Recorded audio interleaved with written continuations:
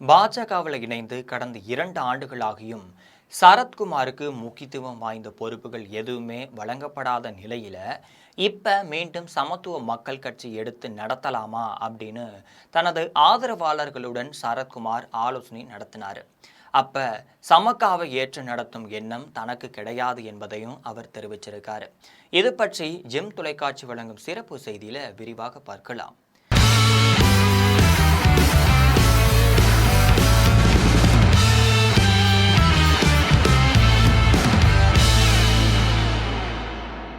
தனது ஆதரவாளர்களுடனான ஆலோசனைக்கு அப்புறமா செய்தியாளர்களை சந்தித்த சரத்குமார் என்ன சொல்றாருன்னா, பொறுமைக்கு ஒரு எல்லை இருக்கு. திருச்சியில பிரதமர் மோடி கலந்து கொண்ட விழா பேரணியில எனது புகைப்படம் இல்லை என்பது எனது ஆதரவாளர்களின் வருத்தமா இருந்துச்சு. இதே எனக்கு ஒரு பதவி கொடுத்திருந்தா என்ன, புகைப்படமும் இருந்திருக்கும் என்பது அவர்களது வேதனையா இருக்கு. அவர்களுக்கு பதவி கொடுக்கவில்லை. எனக்கு பதவி இல்லாத போது எப்படி வேலை செய்ய முடியும்? இது குறித்து தலைமைக்கு பலமுறை கோரிக்கைகள் வைத்துள்ளோம். அவர்கள் உறுதியளித்ததை தான் நாங்கள் கேட்டுள்ளோம். சட்டசபை தேர்தலில் எனக்கும் ராதிகாவிற்கும் சீட்டு வேண்டாம். சமக்கவில் இருந்து வந்தவர்களுக்கு சீட்டு கொடுக்க வேண்டும். அதேபோல் சமத்துவ மக்கள் கட்சி ஏற்று நடத்தலாமான்னு ஆதரவாளர்கள் கேட்டிருந்தாங்க. ஆனா அந்த கட்சியை புதுப்பிக்கும் எண்ணம் எனக்கு இல்லை அப்படின்னு சரத்குமார் தெரிவிச்சிருக்காரு. மதுரையில் நடைபெற்ற பிரம்மாண்டமான பொதுக்கூட்டத்தில் ஆகஸ்ட் 31, 2007 அன்று சரத்குமார் தனது புதிய கட்சியை அறிவித்தார். சமுதாயத்தில் அனைத்து தரப்பு மக்களும் சமமாக நடத்தப்பட வேண்டும் அப்படிங்கிறதுக்காக உயரிய நோக்கத்தில் சமத்துவ மக்கள் கட்சி அப்படின்னு பெயரிட்டார்.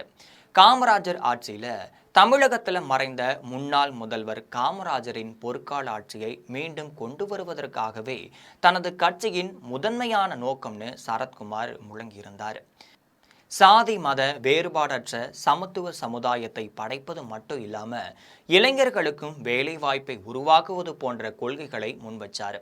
2011 சட்டமன்ற தேர்தல் அதிமுகவுடன் கூட்டணி அமைத்த சரத்குமார் தென்காசி மட்டும் இல்லாம நாங்குநேரி போன்ற 2 தொகுதிகளில் வெற்றி பெற்றார். சரத்குமார் இரட்டை இலை சின்னத்தில் போட்டியிட்டு சட்டமன்ற உறுப்பினராகவும் தேர்வு செய்யப்பட்டார். 2016 சட்டமன்ற தேர்தல் மீண்டும் அதிமுக கூட்டணியில திருச்செந்தூர் தொகுதியில போட்டியிட்டார். ஆனா இம்முறை தோல்வியை தழுவினார். 2021 சட்டமன்ற தேர்தல் கமல்ஹாசனின் மக்கள் நீதி மையம் மட்டும் இல்லாம ஐஜேகே கட்சியுடன் இணைந்து 3வது அணி அமைத்து போட்டியிட்டார். இத்தேர்தலில் ஒரு இடத்திலும் வெற்றி பெற கிடையாது. சரத்குமார் நாடார் சமூகத்தை சேர்ந்தவர் என்பதால தென் தமிழகத்தில் அந்த சமுதாய மக்களின் ஆதரவு அவருக்கு பெருமளவில் இருந்துச்சு. இதுக்கப்புறமா அவர் தன்னை ஒரு சமூக தலைவராக காட்டிக்கொள்ளாமல் அனைத்து மக்களுக்குமான தலைவராகவே கட்சியை வழிநடத்தி வந்தார். இந்த நிலையில தான் சமத்துவ அகில இந்திய சமத்துவ மக்கள் கட்சியை பாரதிய ஜனதா கட்சியுடன் இணைத்தது தமிழக அரசியலில் ஒரு முக்கியமான மற்றும் எதிர்பாராத திருப்பமாக அமைஞ்சிருந்துச்சு. ஒவ்வொரு தேர்தலின் போதும் மற்ற கட்சிகளுடன் தொகுதி பங்கீடு குறித்து பேச்சுவார்த்தை நடத்துவதும் கூட்டணி பேரங்களில் ஈடுபடுவதும் தனக்கு ஒருவித சோர்வை தந்ததாக சரத்குமார் குறிப்பிடுறார். சுய பரிசோதனை. ஒவ்வொரு முறையும் கூட்டணி குறித்து பேசுவதுதான் அரசியலா, மக்கள் நலனுக்காக உழைக்க வேண்டாமா அப்படின்னு சுய பரிசோதனையே இந்த முடிவுக்கு காரணம் என்று அவர் சொல்றாரு. மோடியின் தலைமை. பிரதமர் நரேந்திர மோடியின் தொலைநோக்கு பார்வை மட்டும் இல்லாம அவரது ஆளுமை தன்னை ஈர்த்ததாகவும் நாட்டை வளர்ச்சி பாதையில் கொண்டு செல்ல மோடியுடன் இணைந்து பயணிப்பதே சிறந்ததுன்னு குறிப்பிடுறாரு. கடந்த 2024 மார்ச் 12 அன்று சென்னையில் உள்ள தமிழக பாஜக தலைமையகத்தில் மாநில தலைவர் கே. அண்ணாமலை முன்னிலையில் சரத்குமார் தனது கட்சியை முறைப்படி பாஜகவுடன் இணைச்சார். கட்சியை இணைக்கும் முடிவை எடுத்தபோது அவரது மனைவியும் நடிகையுமான ராதிகா சரத்குமாரிடம் நள்ளிரவில் எழுப்பி கேட்டபோது, உங்கள் முடிவுக்கு நாங்கள் எப்போதும் துணையாக இருப்பேன் என்று கூறி முழு ஆதரவும் அளிச்சாராம். இந்த நிலையில தான் 2024 மக்களவைத் தேர்தலில் விருதுநகர் தொகுதியில் போட்டியிடும் வாய்ப்பு ராதிகாவிற்கும் பாஜக வழங்குச்சு. ஆனா தேமுதிக வேட்பாளர் விஜய பிரபாகரனை காட்டிலும் குறைந்த வாக்குகளையே பெற்றாங்க. இந்த நிலையில தான் கடந்த 2 ஆண்டுகளாக பாஜகவில் பயணித்து வரும் சரத்குமாருக்கு தேசிய செயற்குழு உறுப்பினர் அப்படிங்கிற பதவி கொடுக்கப்பட்டுச்சு. 257 பேர் முக்கியமாக வந்து பணிபுரிந்து கொண்டு முதற்கட்டமாக நம்ம சொல்லியிருந்தோம். அதில் வந்து ஒரு 1/4 மேலே பதவிகள் கொடுத்துருக்காங்க. நான் வந்து கொடுக்கலன்னு சொல்ல மாட்டேன். 19 மாநில நிர்வாகிகள் மாவட்ட ரீதியாக பொறுப்புகள் கொடுக்க வேண்டிய சூழலிலும் தேர்தல் வர நேரத்தில் நாட்டாமை அவர்களே, எங்களுக்கு எந்த ஒரு பொறுப்பும் தேர்தல் களத்தில் பணிபுரிவதற்கு பொறுப்புகள் இல்லாவிட்டால் எப்படி செயல்பட முடியும் என்ற ஆதங்கத்தை இன்னைக்கு எல்லாம் வெளிப்படுத்தாங்க. ஏன்னா அந்த பொறுப்புகள் வழங்கப்பட்டால்தான் நாங்கள் போய் பேச முடியும். இல்லாட்டி எங்களை வந்து அழைத்து பேச மாட்டார்கள். நாங்கள் சுறுசுறுப்பாக 17 ஆண்டு காலம் உங்களுடன் பயணிச்சிருக்கோம்.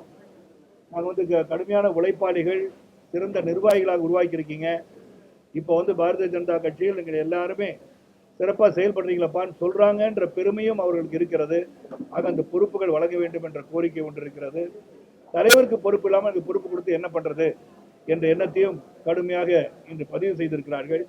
ஏன் நீங்கள் சமத்துவ மக்கள் கட்சி மறுபடியும் துவங்கக்கூடாது என்பதையும் பதிவு செய்தார்கள் என்று சொல்லியிருக்கேன்.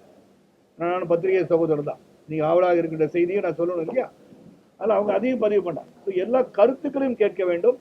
கருத்து சுதந்திரம் உள்ள நாடாக இருப்பதாலும் கருத்து சுதந்திரத்தை வரவேற்பவனாக இருப்பதால் என்னதான் சொல்றாங்க, அவங்க மைண்ட்ல என்ன இருக்கு அப்படின்னு கேட்டு தெரிஞ்சுக்கிட்டேன்.